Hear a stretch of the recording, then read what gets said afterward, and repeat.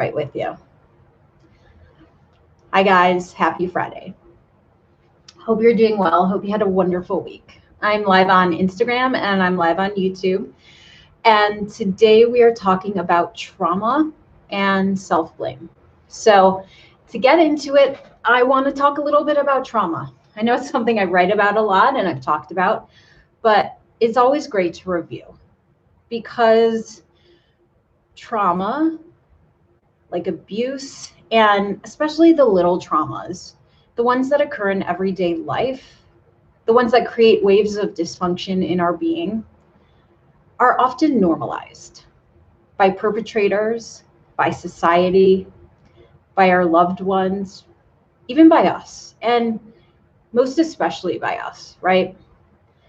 We accept traumatic experiences as normal, as tolerable.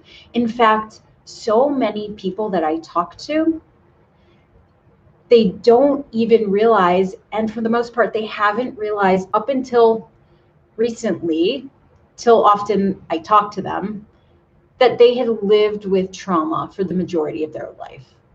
I didn't for the first couple decades of my life. Because trauma is one of those words, right? It carries a lot of heaviness to it. It carries judgment, it carries labels, but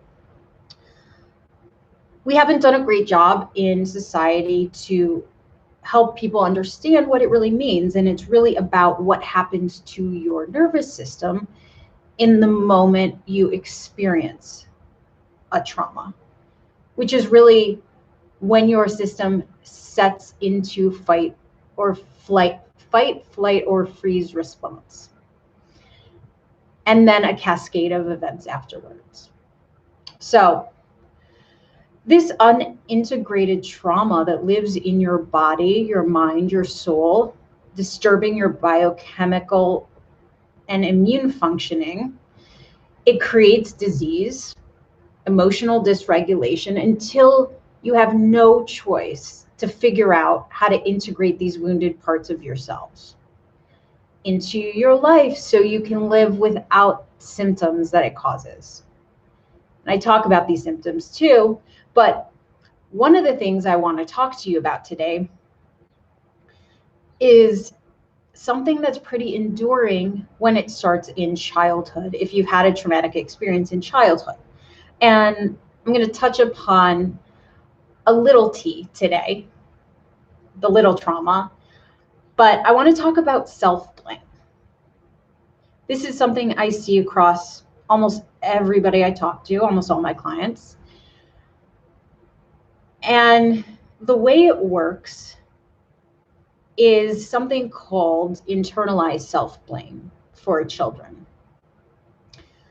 So when you're a child, you haven't fully, and I studied childhood developmental psych. So when you're a child, you don't have understanding like we do as adults. Your ability to rationalize, to understand the world as we do, to gain perspective, you just can't reason and understand the world or what's happening around you. And one of the best coping skills that you have is called magical thinking. So if you experience a trauma, that is one of your best adaptive coping skills. So when you experience trauma as a child, anybody who experiences trauma, but especially as a child, you feel as if your life is threatened. There may be an element of shock or horror, and helplessness ensues, right? This is the traumatic experience. And after the event or the experience, the victim needs to recover from feeling vulnerable and out of control of your environment. And one way that especially children do this, even adults do this, is self-blame, or it was my fault. And something called internalized self-blame is a natural coping defense that children use to survive adverse circumstances when they have no other resources but this magical thinking. So let me give you an example.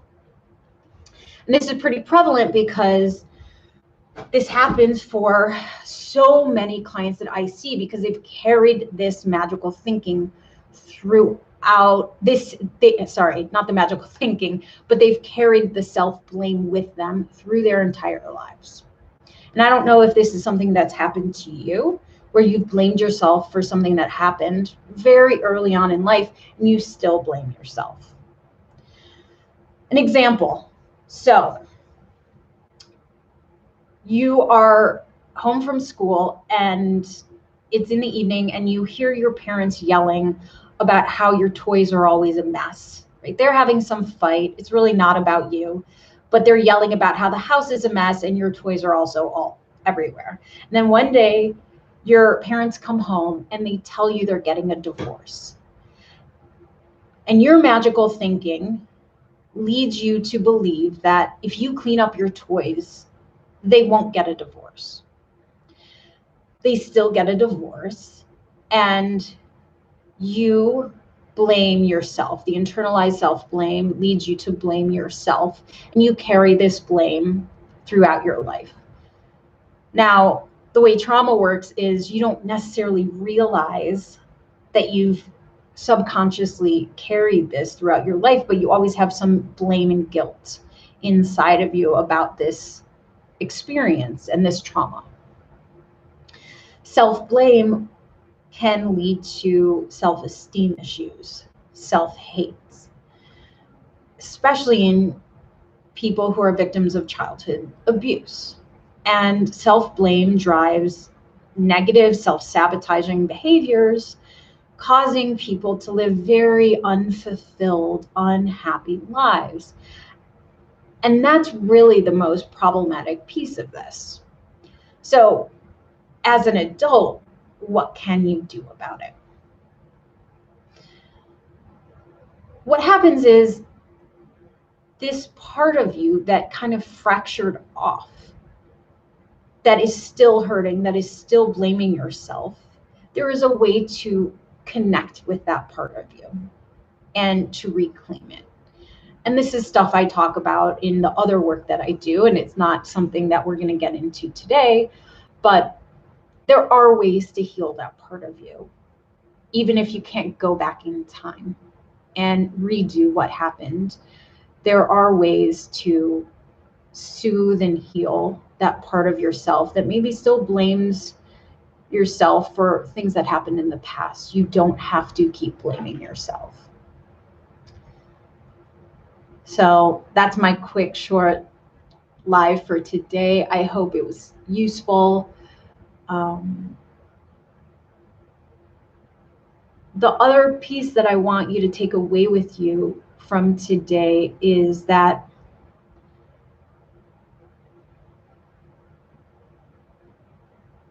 when trauma happens when you are younger, especially, there are coping skills that you use to get through it.